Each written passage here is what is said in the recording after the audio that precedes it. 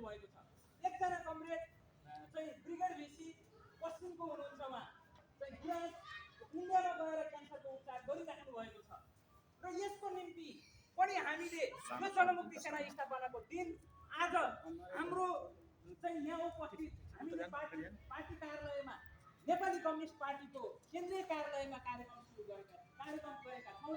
आज 25औं जनमुक्ति सुरु गरेका छौँ। यस्तै थुप्रै उपचारै गर्न नसक्ने विभिन्न ढङ्गले समस्यामा परेका कमरेडहरूलाई अबको दिनमा हामीले के गरेर जाँदा ठिक हुन्छ? 500,000 सधैँभरि खाएर यी साथीहरूको समस्या हल गर्नको निम्ति सहयोग गर्ने कि दीर्घकालीन ढङ्गले यो समस्या हल गर्नको निम्ति सोच्ने भन्ने कुरा लागेको छ। जनमुक्ति सेना र घाइते अपाङ्गका कमरेडहरूलाई एउटा अक्षय कोष जस्तै आवश्यकता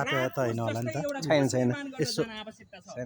गणतन्त्र सेनानी कोष मार्फत एउटा कोष निर्माण गरेर केही गर्नको निम्ति भनेर हामीले कोसिस गरेका थियौँ र हामीले अघिल्लो वर्ष केही साथीहरूलाई गणतन्त्र सेनानी सम्मान कार्यक्रम गरेका थियौँ र यसको विभिन्न कारणले हामीले अगाडि बढाउन सकेका छैनौँ। हामीसँग सङ्घ संस्थाहरू पनि छन्। यी सङ्घ संस्था मार्फत जाने कि स्वतन्त्र ढङ्गले हिजोको कमान्डरको हिसाबले तपाईँ सदस्य कमरेडहरूले तपाईँको सदस्य बनेर म सहयोग गर्न तयार छु र तपाईँको पछाडि लाग्न तयार छु।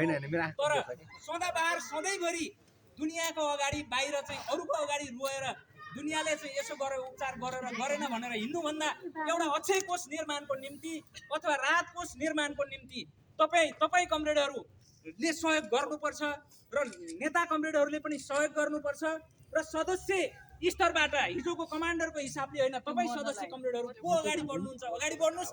आज यही फिल्डबाट यही केन्द्रीय कार्यालय नेपाली कम्युनिस्ट पार्टीको केन्द्रीय कार्यालयबाट एउटा कोषको स्थापनाको सुरुवात गरौँ।